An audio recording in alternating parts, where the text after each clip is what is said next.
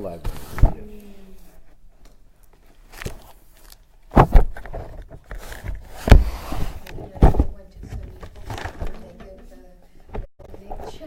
It's one book or one note or something. I see a little piece of it. Yeah, you're reading very well.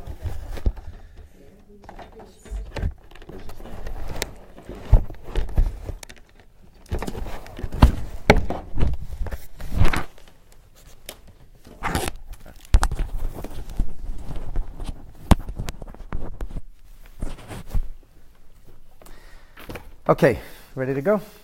Yeah? So we're continuing the 6th chapter of Megillat Esther. And you'll remember that we talked last week in great detail about Tokvei Shel Nes, what happened that night and how amazing things start to unfold. But really all of these miracles are hidden. They don't seem like miracles. Right? There's some royal insomnia, the king can't sleep. Okay, king can't sleep. He had a lot of wine, he should have been able to sleep. Okay, but he couldn't. He had a bad dream. Okay, bad dreams happen. There doesn't really seem to be any overt and obvious miracle here. And we've talked about this, that the whole idea of the Purim Megillah is that there are no overt, obvious miracles. Things are happening. It seems natural, but when you talk about it sequentially, and you talk about how everything happens to happen at a certain time, it's compelling. That says, oh, there's the hand of Hashem, there's a Yad Hashem, fingerprints of God are obvious.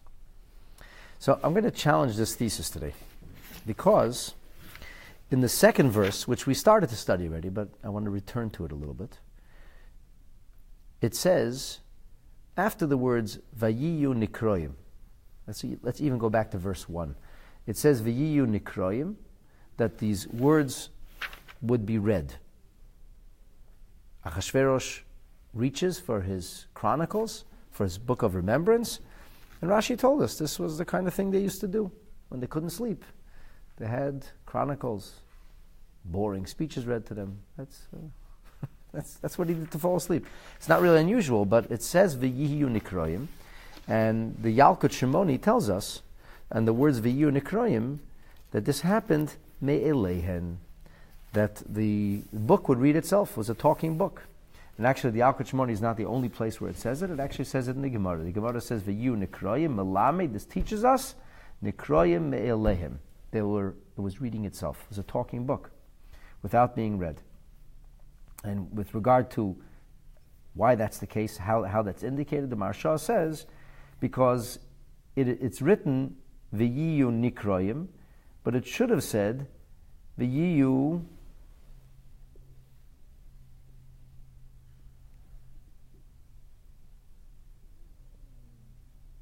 He says it should have had a shva under the vav, and it said instead of saying, now the word reads Vayiyu Nikroim, and they were being read. Instead it should have said Viyiyu, since it doesn't say Viyiyu, it says Vayiyu. So the grammar indicates that it's happening by itself. And then there's another interpretation in the words of the Gemara that says that the assumption would have been that it would have said Vayiyu Nikroim. It sounds as if immediately, not that the books were brought and then somebody came to read and then the books were read, but as the books were brought, they were reading themselves.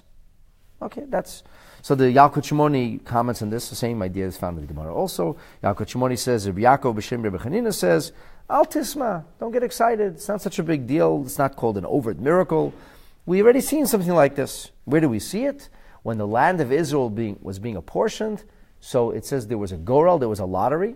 Interesting connection to Purim. And it says the lottery spoke. It says al pi hagoral, by mouth, by virtue of the speaking, the mouth of the goral. Since it's al pi hagoral, by virtue of its mouth, we have a concept which talking about in the Gemara and the Medrash. Rashi even quotes it in Pshuta Shel Mikra, that the goral was medaber, and the goral, the piece of paper itself, said, I go to such and such a tribe. So the Yalkut Shimoni says, shalom ben shevet l'shevet. When we speak of creating peace amongst the different tribes, because everybody's going to get jealous. As you know, the grass is greener on the other side. So I got this piece of land. Why'd you get that piece of land? It's not fair. Somebody is stacking the board. Somebody did something to undermine our tribe, and we're not getting the piece of land or the province we deserve. So everything was worked out, but there was a nasi, a leader from each and every tribe was involved in the selection of the piece of paper of the lottery, and not only this, but there was 2 lotteries, and you could see that things lined up perfectly. And in addition to all this, there was even a miraculous reality of a talking piece of paper. Today's day and age, it's not so strange to have a talking book or a talking slip. Happens all the time today. But those days, it was a big miracle. And the Yalkut Shimoni seems to play it down and says it's not such a big deal. If they can have a book or a piece of paper that talks in order to bring about peace amongst the Jewish people as they divide their land. Okay, so we had a talking book over here to save an entire nation. All right, so Yalkut Shimoni wants to downplay the fact that there's such a miracle. That don't get excited about this miracle. However, this does provoke a little bit of a question. Up until this point, we haven't encountered overt, obvious miracles for the most part. Achashverosh wasn't planning to extend his scepter, and then he extended a scepter. He didn't even know why he extended a scepter to Esther. It's very hard to call that a miracle. The fact that a man was holding a scepter, and then he decided to extend it, people do things all the time, and they ask themselves later, why did I do that for? But this is a miracle. This is talking book. Okay. Yalkut Shimoni says, it's not so unusual. It happened once. Sure, it happened 1,000 years earlier when the lands of Israel were being divided. This is in the same time when manna was falling from heaven every day, when a miraculous spring of water was available, and they're surrounded by cloud control with the Ananei HaKavod. So in a time of miracles, maybe it wasn't such a big deal. Seemingly it would be a big deal here. Yalkut Shimoni downplays it. It's not mamish and pshat. Rashi doesn't say anything. Because you see, the Marsha discusses what exactly is even the diuk. How does the Gemara deduct this? What's the exact analysis? How the Gemara comes to the conclusion that it should have said viyu, or it said vayiyu, or maybe vayiyu indicates that it's being read immediately. Okay. Which brings us to verse 2. But this is I'm going to put this question out there. We seem to be experiencing like an overt miracle here. It doesn't seem to be the typical Megillah style. This doesn't seem to be this notion that everything is dressed in the guise of nature. But the scripture seems to indicate it. When we go to verse 2, it says, Vayimotze Kosov. He found written, Asher Higid Mordechai, that Mordechai was the one who told Al Bigson of Seresh. He is the one who revealed the plot, the scheming of Bigson and Seresh, who were Shnei Sarisia HaMelech, who were 2 people very close to the king, who probably could have gotten away with this. Mishem Asaf, they were, so to speak, right in there. People who had an access. They were the guardians of the threshold of the king's door. So they were right there. Access was there. And presumably when people get that close, they can do as they please. They wouldn't get caught. But Mordechai did rat them out. Asher bikshu l'shleach yod b'melech Achashverosh. They sought to extend the hand, which is a euphemism for baleful intent. They sought to harm Achashverosh, the king. Okay, so on a literal level, Vayimatze Kosov, whatever, Vayimatze Kosov, he found it. He found. You're looking for something that's lost, you find it. How did he find it? So on a very, very literal level, you could say, this was something that happened in the past. Achashverosh forgot about it. He never thought about it. This is years ago. And now all of a sudden, he stumbled upon it. Look, I happened to open this book. I'm sure he had many, many chronicles, many books. I happened to open this book, and it happens to be read. So we call it, it happened. It happened. He happened to stumble upon this. It's not really anything which is extraordinary or miraculous. It looks like what we do call a mitzvah. It looks like he found something, but it's not really finding something. It's like sometimes people say, you're looking through old records. You say, look what I found. It was always there. Yeah, but I forgot about it. You didn't lose the records. You knew where the records are. You just had to look at your files for 10 years. Yeah, but look at my files for 10 years. Look at this. How cute. A note that the kids brought home from school 10 years ago is so cute. People speak like that. So the Gemara is not so happy about that. The Gemara says, yeah, maybe in a level of pshat you can get away with that. Rashi doesn't say anything, so we're not compelled in a level of pshat to say something. But the Gemara says, no, there's something much, much more going on over here. The Gemara says, what do you mean it's a kosuv? You might say kosuv. How can you be matzei kosuv? So the Gemara asks, by matzei kosuv, kosav miboyale. Once again, what tips off the Gemara is the tense being used. If you want to say that he found something written because he had been forgotten, so therefore it's found, right? You get away with that. That can work. What can't work, though, is the grammar. We know that the grammar is very exact in the scripture, and here the grammar is wrong. Why? Because it says, Vayimotze Kosuv seems to indicate that it was being written now. Rashi says, Vayimotze Kosuv, mashma, shahaya Kosuv michodosh. Rashi says it seems it was being written. He found it. It was just written. Just written. How can it just be written?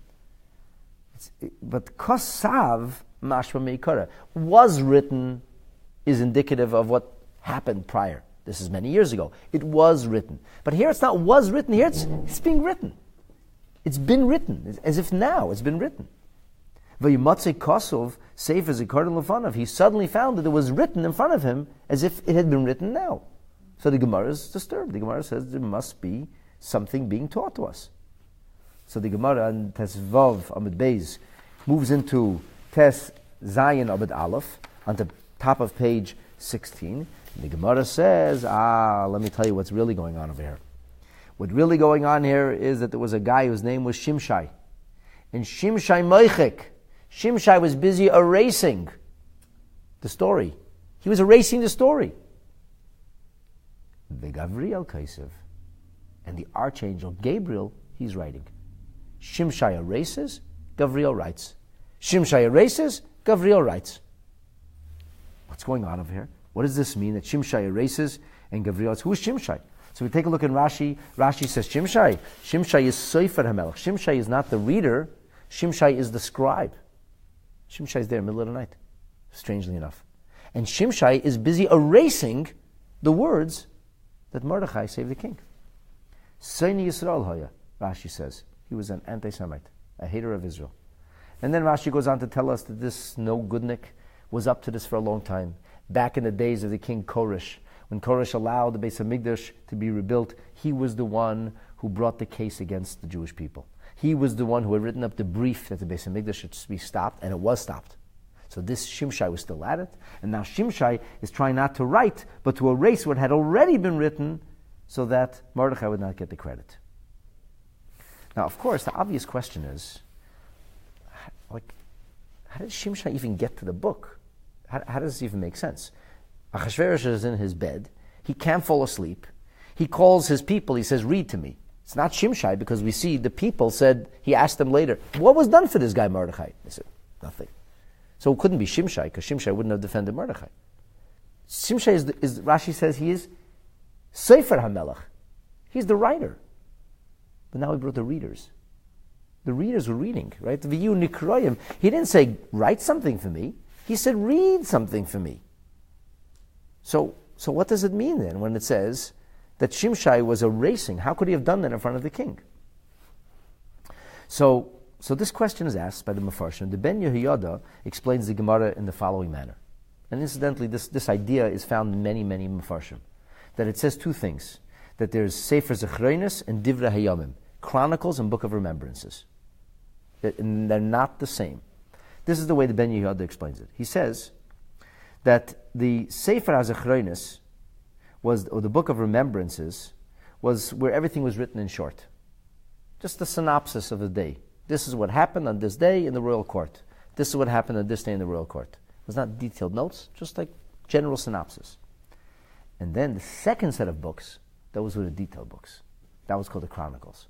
That was the minutes of every meeting.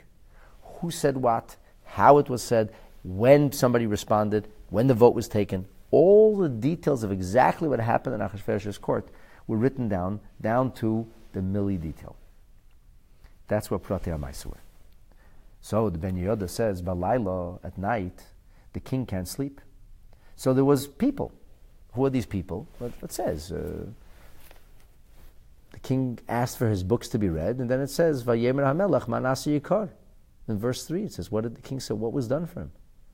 Vayemer Narei HaMelech, the young lads. Misharsov, his attendants.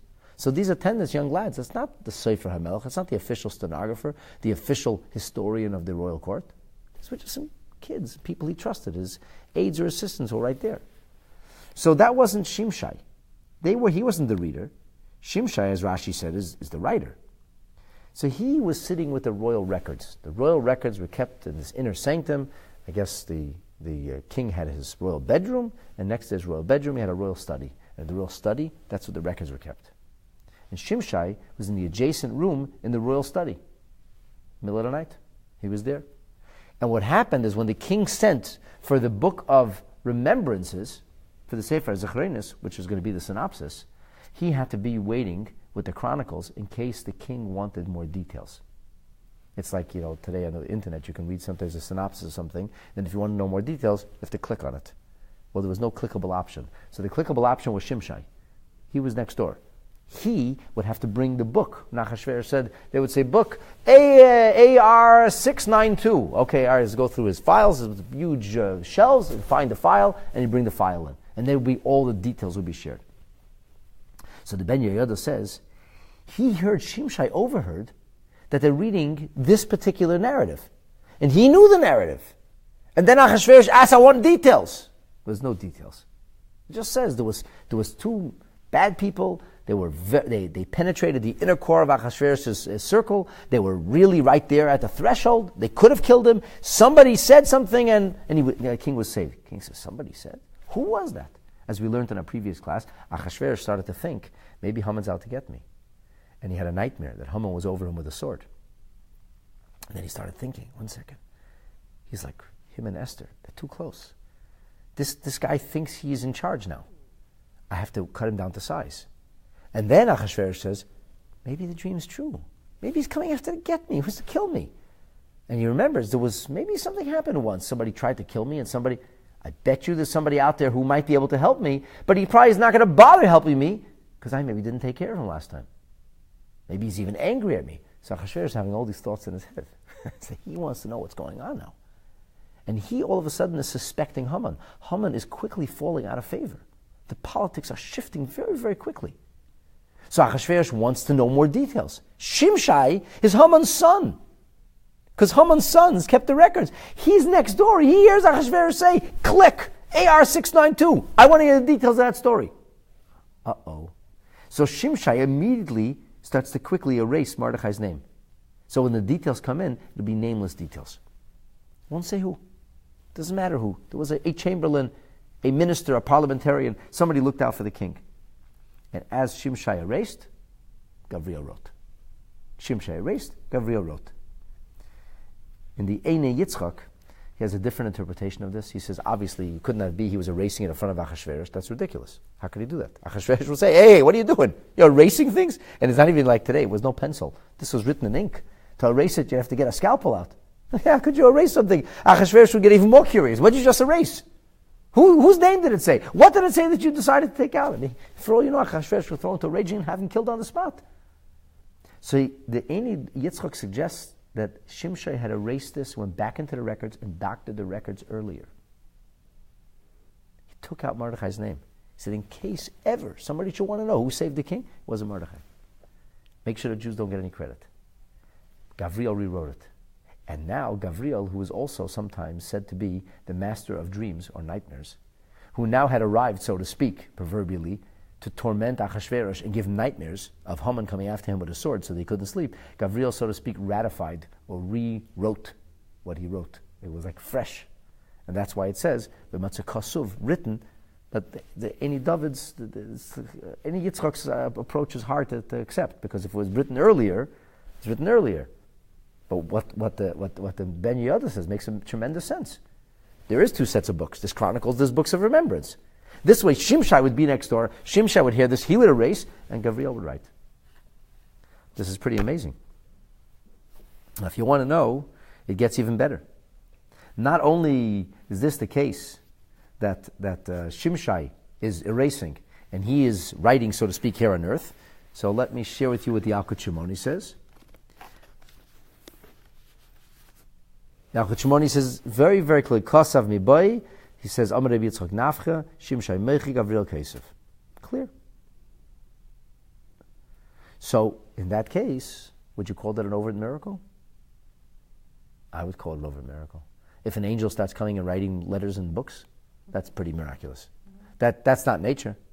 So the talking book is, we have talking books today. A book that writes itself? A malach, an angel coming and writing? This is not an obvious miracle. It seems pretty obvious to me. The Alshich, Rabbeinu Moshe Alshich, says something very interesting. He says that if you look in the Pasuk, it says, Asher higid Mordechai, that Mordechai said, Al bigsana v'seresh. Bigsana v'seresh. What's the name of the would-be assassin? Bigson. The other guy? Seresh. Why does it say bigsana? Bigsana v'seresh. And if you go back to chapter 2, I think it's verse 23, see in a minute, where the original story is recorded, it doesn't say bigsana v'seresh.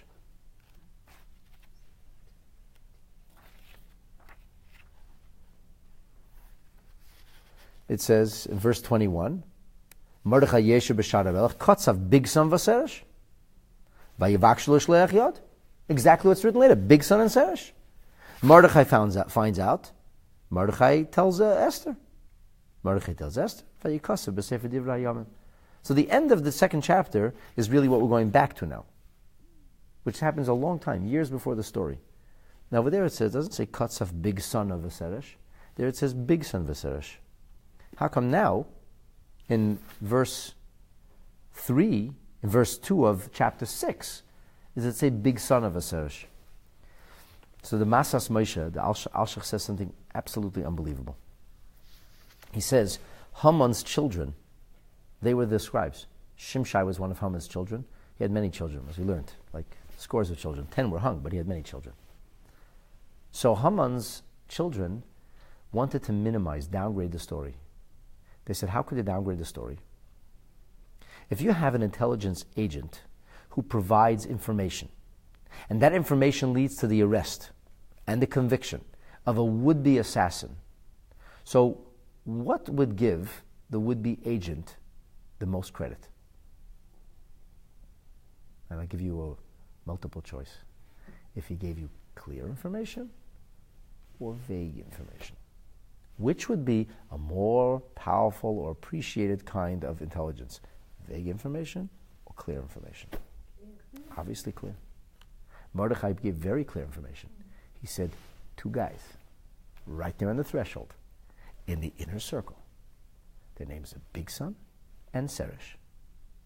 So what did the children of Haman do when they recorded this? They didn't know about genocide yet. They still hated the Jews. They were anti-Semites. They want to make it look good. So they wrote big son, Oi Seresh. In Hebrew, the letters Aleph Vav mean or. Big son or Seresh. In other words, Mordechai didn't give such good information. He gave vague information. It was big son or Seresh. We're not sure exactly who it was. So that the one who reads it later will see that the information wasn't so clear. That Achashverosh had to do his own investigation. It was a tip, but nothing more than a tip. He got tipped off.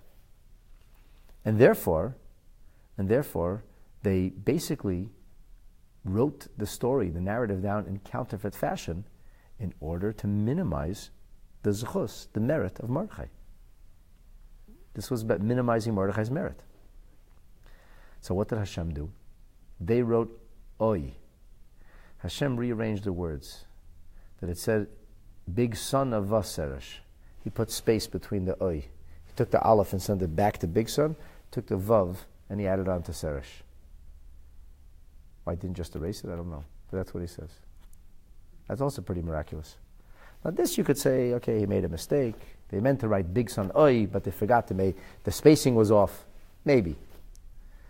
Clearly, we know that Shimshai wanted to erase this, and to begin with, they never even wanted to write the story. They wanted to minimize it in any way they possibly could.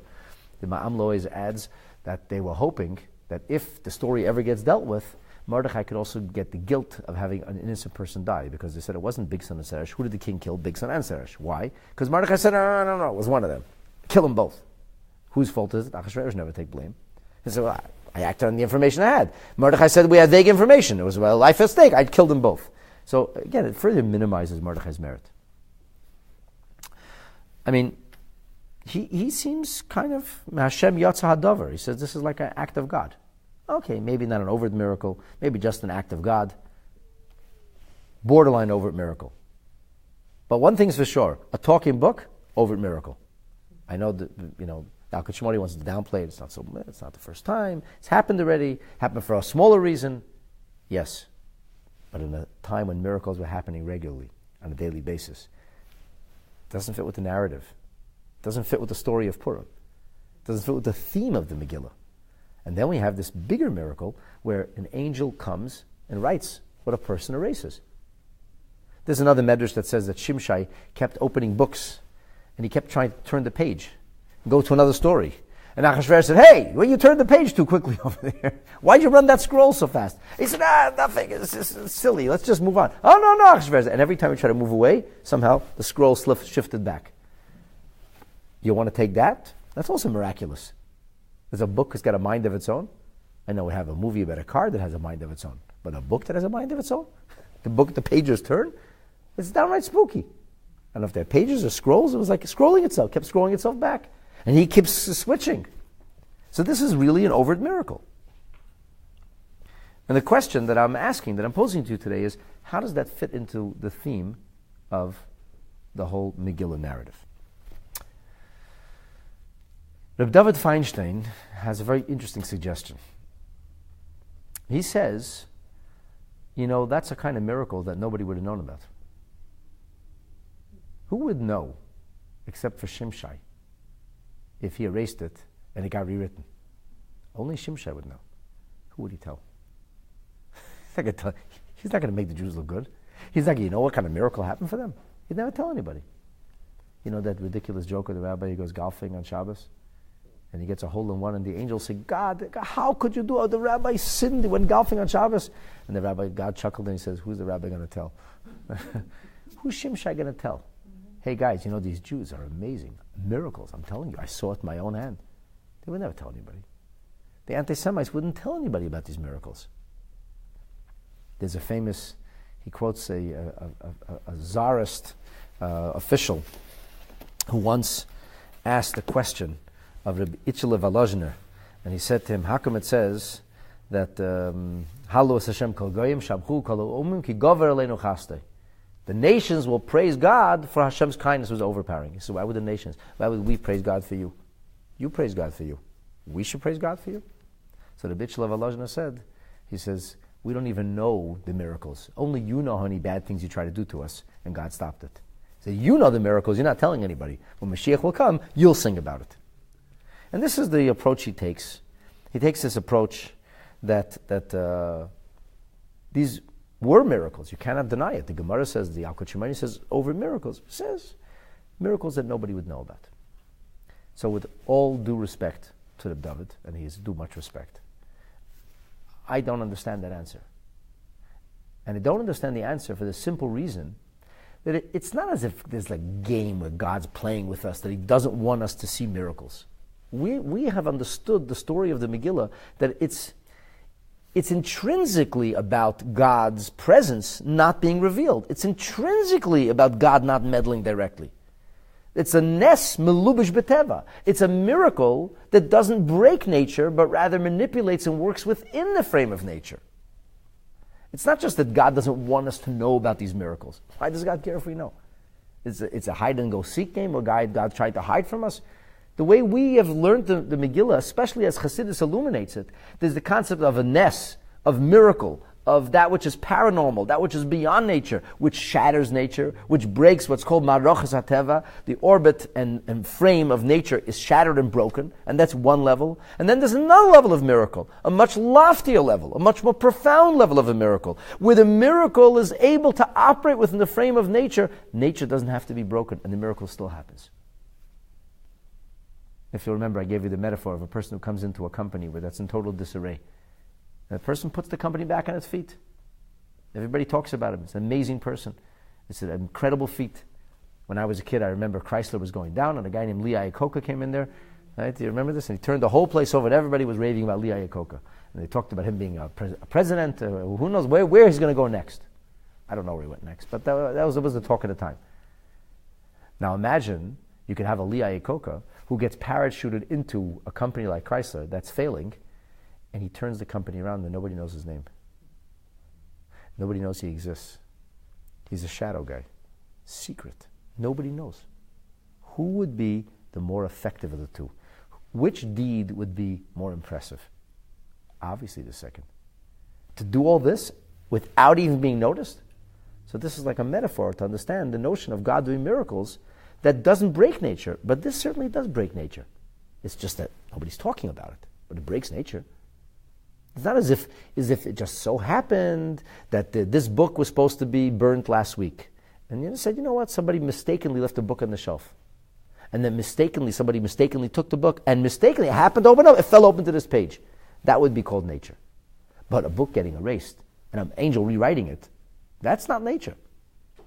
When you have a reality where the book reads itself, with the voice is coming out, that's a miracle.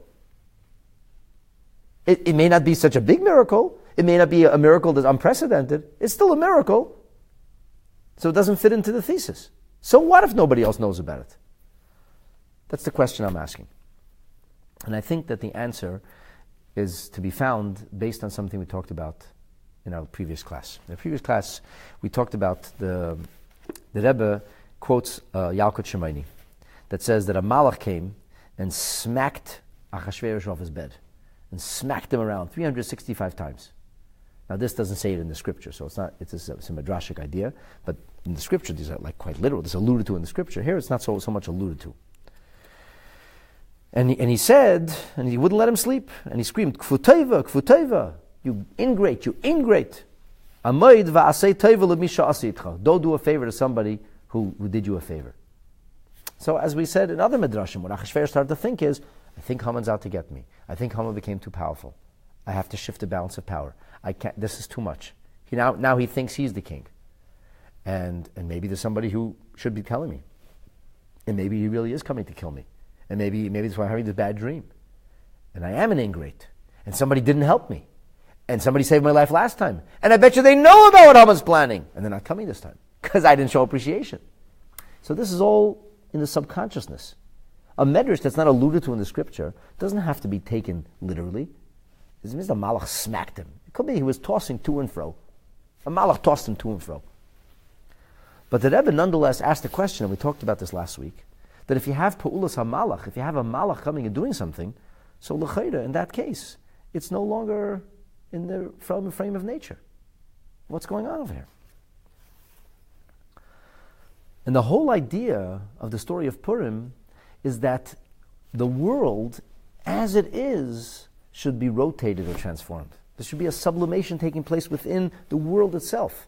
That nature, instead of concealing God, should now lend itself to the purposes of the Jewish people performing their mission, doing their job.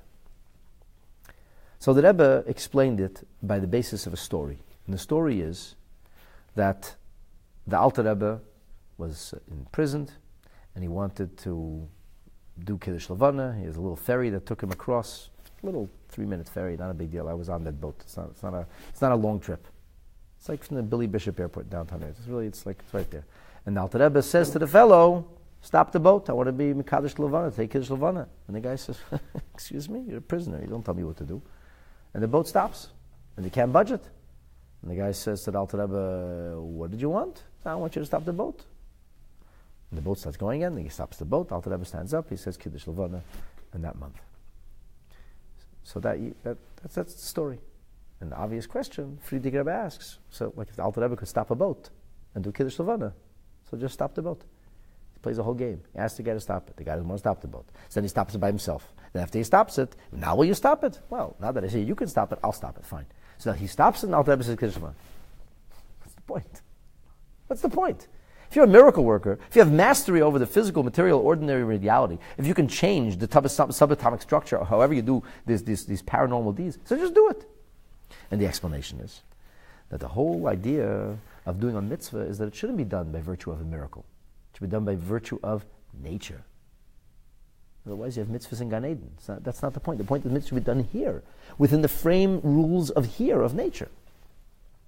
And therefore the Rebbe said, the same is true with Achashverosh, that ultimately the bittul hagzera, the renunciation or the annulment of this decree of genocide against the Jewish people, has to come from who? From Achashverosh himself. He has to make that decision. And it has to all be, so to speak, dressed up within the frame of nature. So we talked about this last week, last class. So I was thinking that the same idea really applies here as well. Ultimately, the book reading itself, it's not a miracle that had to be. It's not like if the book wouldn't read itself, the person wouldn't read it. Or maybe what happened is, these people didn't want to read there. So what happened? It started reading itself. It started reading itself, so they started reading. There's no option. They started reading. Shimshai is trying to erase, and it keeps getting rewritten. He gives up. In other words, it's not really the shattering of nature. It's kind of redirecting nature. It's like redirecting Shimshai. Shimshai, stop what you're doing. He erases, it gets written again. He erases, at some point you realize, stop erasing. Gavriel only rewrote what was written originally. And interestingly, that's what's so compelling about what the Alshach says. If Gavriel rewrote it, why wouldn't Gavriel rewrite it big son v'seresh? Why did they leave it the big son of a seresh? Because they just rewrote what was already there. Just spaced it a little different. Just moved the aleph over, moved the vav over. So it says big son of a seresh. It's not really a miracle per se. It's still manipulating or moving with nature. And when Shimshai sees this happening, eventually Shimshai stops erasing. He has no choice. And when they see the book reading itself, it wasn't even an option. They got the scroll, and the scroll opens up, and it starts to read. So they picked up from there. It doesn't mean that they continued, right? Because if you remember, one of the interpretations is Vayihu Nikroyim. Vayihu means immediately, right? The Marsha says it should have been a Shva. It says Vayihu. It should have been Viyu. The other Mefarshim say no. It says Vayihu. Vayihu means right away. Was it right away? So it means the moment the book came, before they could start talking, it would take probably years to read through all the chronicles. How'd they happen to come to this chronicle? The book opens up, scroll opens up, and starts reading by itself. So it was a no-brainer. So the people there reading, the reader just continued where you started reading. In other words, it really wasn't a shattering of nature per se. Ultimately, the miracle did happen through natural means. Shimshai stopped erasing at some point. Achashverosh was forced to get up and confront the situation. They did read the story, well, because they got nudged. But the power of a nudge does not mean that you actually coerce people to do something. There's a colleague of mine who made a very interesting speech recently about the power of a nudge. And he says the koyach of Lubavitch is the power of a nudge. What? You see a Yid, excuse me, are you Jewish? Did you put on film today? Did you make a bracha on the Lulav Esrog? Did you hit the Megillah today? Who makes the decision to do it? Ultimately. You do. So what does the chassid do? Not a nudge, a nudge. He's a little nudge, a little push. And he used the following parable. He said there was a time in the mid-60s that a famous company called Pepto-Bismol was going out of business. They needed to, the sales were falling, and they needed desperately to increase sales. And that's when they created the jingle. Plip, plop, something. Oh, what a relief it is. You know what I'm talking about? Mm-hmm. How does it go? Alka-Seltzer, not Alka-Seltzer, no? So what was it? Do you remember? Something like plip, plop, oh, what did they do? Along with this marketing campaign, they created a new thing of Alka-Seltzer. They started to package 2 Alka-Seltzers in the same little package. They used to be in the same pouch. The truth is, you don't need 2 Alka-Seltzers. 1 Alka-Seltzer does the job. And they never wrote that you need 2 Alka-Seltzers, because then they can get sued for false advertising. It's the power of suggestion. Who opened up a pouch with 1 Alka-Seltzer and you're feeling lousy and didn't throw the second one in? The answer is nobody. Everybody threw the second one in. And if you ever take an Alka-Seltzer, you always throw the second one in. But you don't need it. Nobody said you needed it. You weren't doing it. They used to come in single pouches. But the power of suggestion was so great that overnight the sales doubled. Because everybody who was using 1 Alka-Seltzer was now using 2 Alka-Seltzers. It's a gewaltige chap, right? So this is a colleague of mine, Rabbi Yitzchak Shachat from London. This was his hamtzah, his creative bent on it. He says, you see, this is what it ever did. Power of suggestion. He says, all the mitzvahs, all the mitzvah campaigns, it's the power of suggestion. Come to a Yid, excuse me, you put on phone today? Put on phone? All right, I'll put on phone. Here's a lulav and esrog. Here's a lulav and esrog. Okay, I'll make a bracha on lulav and esrog. Oh, you have a Megillah? You mean you're coming in? Okay, fine. Ultimately, you make the decision. I can't force anybody to put on film. I'm pretty good at sales, but I can't force anybody. like a week ago, I was walking in to take a family out of Shiva, and I'm on the phone with somebody from out of town, and I see this guy, but sometimes you just know somebody's Jewish. Like I know he's Jewish. Like we lock eyes, and I'm like on the phone like this, and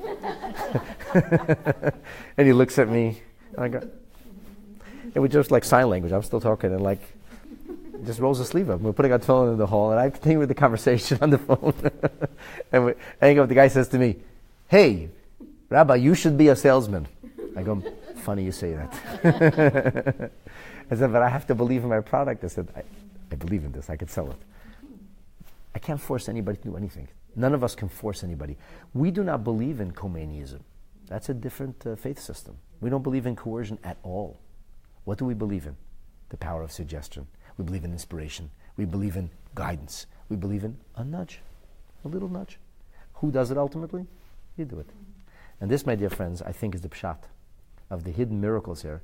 They really, I think the question of David's question, I think is misplaced. I think his answers are necessary. And I think ultimately the answer doesn't even answer the question. Because if David is introducing this whole idea based on the notion of whether we knew or didn't know, that's not the meaning of Nes Melubish B'Teva. Nes Melubish B'Teva means it is nature. How do you understand this Gemara? It says nature, a talking book, a self-writing book. It's a nudge. It's a nudge. It's a suggestion. At the end of the day, it was using nature, and the proof of it is, what's my proof? My proof is in the Alshach. Because even when it was rewritten, what was rewritten? Big son of a Seresh. Left over the original writing, just moving the Aleph and Vav apart, which could even be the original writer, mistakenly put an extra space in, which tips you off to what their intentions were. It makes you appreciate what happened. They meant to be big son of a Seresh, and they were Shnei Serisei HaMelech, and they were Mishemet Asaf, they were chamberlains, they were right in there, guarding the threshold, and they were big Shalish Leichad, they would try to knock Achashverosh down. So Achashverosh says, Vayemer HaMelech, the king says, Ma nasa yikaru gdula. What was done? Yikaru gdula is translated in various ways. I've seen it translated as honor or majesty, or glory or privilege. Whatever. Yikar certainly is about honor, or about the person reaching prominence, or having deep respect, or being very held in high esteem. That's what Yikar is. And Gedula is greatness. So what is greatness? I think the Vilna Gaon says Yikar is kavod, and Gedula is money.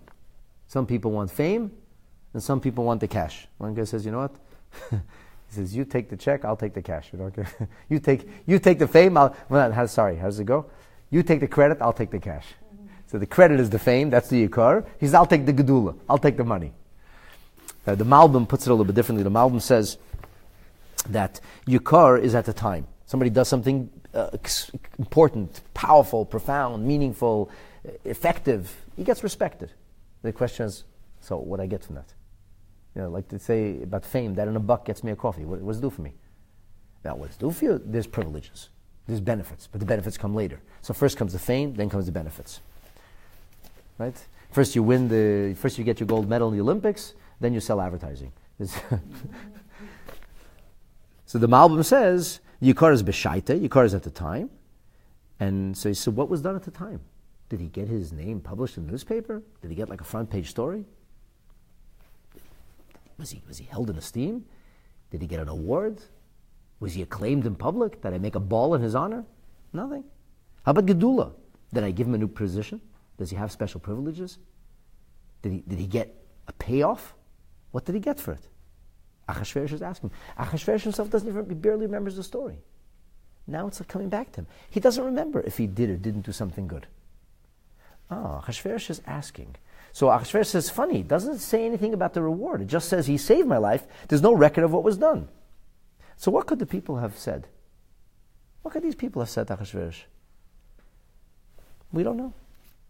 Oh, okay, fine. What did they answer? What was done for him? What did the young lads, the attendants say? Nothing. Absolute nothing was done for him. Why did they say that? This helps Mordechai, doesn't it? Why would they want to help Mordechai? Weren't they all a bunch of anti-Semites? The Gemara says, yeah, they were. So why did they want to help Mordechai? So the Gemara says something unbelievable. The Gemara says, From this we see something very interesting. It says, Linasi imedavar, Amar Rava, Rava says, Loi mipnei oy havinas Mordechai. Not because they love Mordechai. This wasn't a love of Mordechai. Rather, Ela mipnei shaseinim es Haman. They hated Haman. Initially, they were anti-Semites. They couldn't stand Mordechai. They begrudged Mordechai. They didn't like Mordechai. At a certain point, Haman started to abuse his powers. Haman started coming down at them. He was looking down at them. He put them down. So they resented Haman's power. Especially that the night before, Haman was the only minister invited to a private dinner with the queen and the king. That bugged him. This is Esther's magic at work. All of her things that she thought of, the whole 9-point strategy, every one of them came true. This was another stunning miracle. People come up with strategies. You don't know what's going to happen. So Esther had many thoughts. Every single one of them happened. Esther said, you know what's going to happen? Achashverosh will start to say, I wonder, maybe Esther and Haman have something going. Why are they so close? Achashverosh started to be suspectful. Achashverosh started to think, maybe Haman's after my crown. Esther said, maybe he'll think that. He did. Esther said, let me incite jealousy so the other parliamentarians, so the other ministers will be jealous of Haman and they won't be quick to help him. That's exactly what happened. Faster than Esther could have imagined. Esther has no idea that night the king is going to be reading the story. She has no idea that the next day Haman is planning to hang Mordechai the next morning. But HaKadosh Baruch Hu runs the world. So just in the nick of time, he arranged it. That just as Esther had thought, but not in any way that you could have imagined. On steroids. They said, enough of this Haman guy. It's time to have a shift of power. The politics have to change here a little. And how would they neutralize Haman? What's the best way to undo Haman's influence? He erases his arch enemy. That's still how politics works. You see it going on in Washington all the time. This one goes down, that one goes up. It's a balance of power. It's a game. So they're playing the game. These guys, it's like you better be friends with the people on the inside. There's a story told, and I have no way of corroborating this if it's true, but it makes sense, of a certain company that suddenly began to experience sagging sales. And nobody could figure, they brought experts in, nobody could figure out what was going wrong. They were doing the same methodologies, it was the same salespeople, the sales were sagging. Finally, one expert realized there was only one thing that had changed in the company. What was that? The front desk, the receptionist. The receptionist had a lousy manner. She was not courteous. She was not friendly. She was not nice. She was very brusque, very professional, but very brusque. And because of her brusque nature, she would turn people off. And nobody figured out what was going on there. That made all the difference. So you want to know the guys on the inside. Sometimes it's not. You don't want to know the vice president. You don't want to know the undersecretary of the CEO. You want to know the receptionist. Because Haman managed to get on these guys' bad side. And these guys, they say, a katz can kalamach in Yiddish, say, the cat can spoil everything. These guys said, we had enough of Haman. Enough of him. So he said, the king said, what happened with Mordechai? He said, nothing. Nothing was done. They didn't have to say that. Because we don't know. So nothing was done because they wanted to discredit Haman. So here, as how Esther's is working like a charm now, exactly what Esther had wanted and hoped is going to happen. So here we have a situation where Mordechai fell asleep. Achashverosh. Achashverosh in his dream sees Haman with a sword above him. So he is not happy with Haman. The people who are sitting there reading the books, they're not happy with Haman. Haman has no clue. He's walking into this trap, totally unaware that everything had just shifted underneath his ground. And right now, a parliamentarian is going to be rewarded, and that's going to cause the downfall of the prime minister. It's almost unheard of in the annals of governance that a parliamentarian, an ordinary parliamentarian, is going to be raised, honored, and the next day the prime minister hangs. We've heard such a thing, but that's what's happening here, and it's a miracle. All dressed up in nature, like we dress up on Purim. It's all concealed. It all looks like something else. Now, with regard to what he says, that they said it was not because they loved Mordechai, but rather because they hated Haman. The question is, how do you know that? So, the simplest thing, how do you know that? Because he said, Linasei medover. They didn't have to say anything.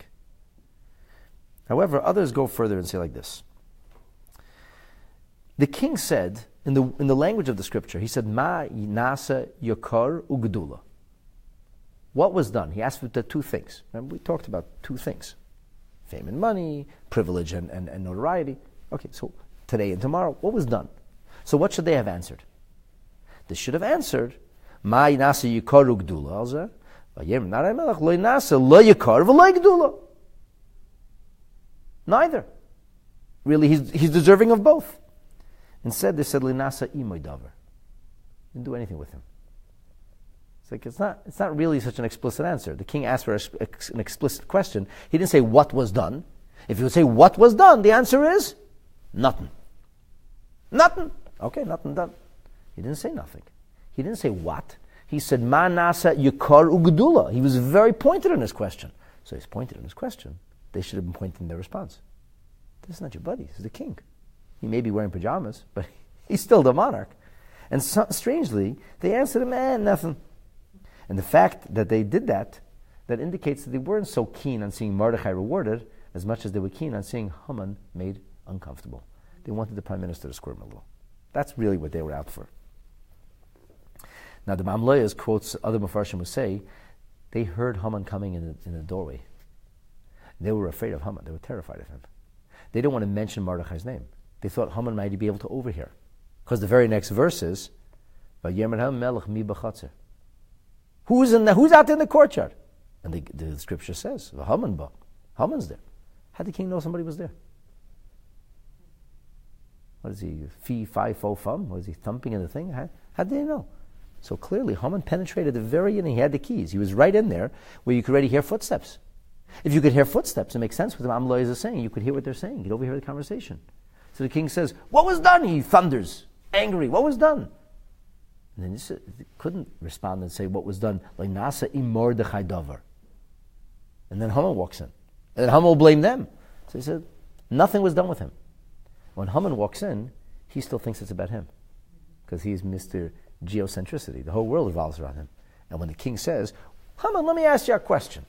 What do you think we should do with somebody that the king wants to give you Karuk Dula? And Haman says, let me Achbetz. Who else could the king want to give you Karuk Dula except me?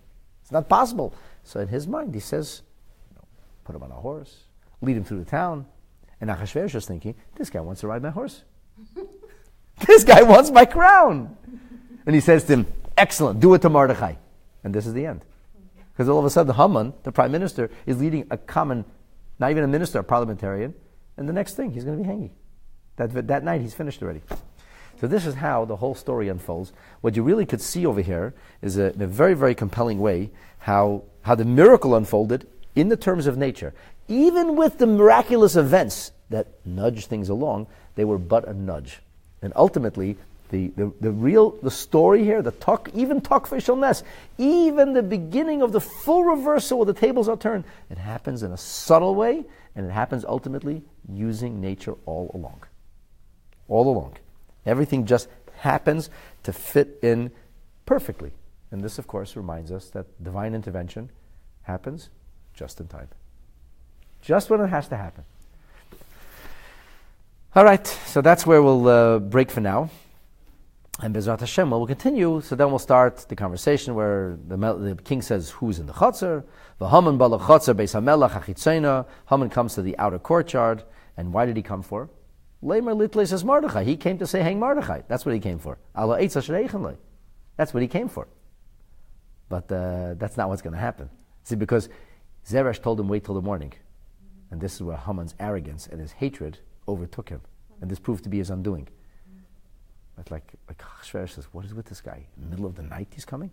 What's he come middle of the night for? What's he up to? There's some kind of scheming going on over here. So this keeps adding fuel to the fire that's raging in Achashverosh's mind. And they said, Haman. It's Haman here. He's Aymed B'Chatzar. The king says, Haman is here. Now in context of everything you know, the king says, let him come. Haman is here. I'll show him. He thinks he's in control. He thinks he's running the government.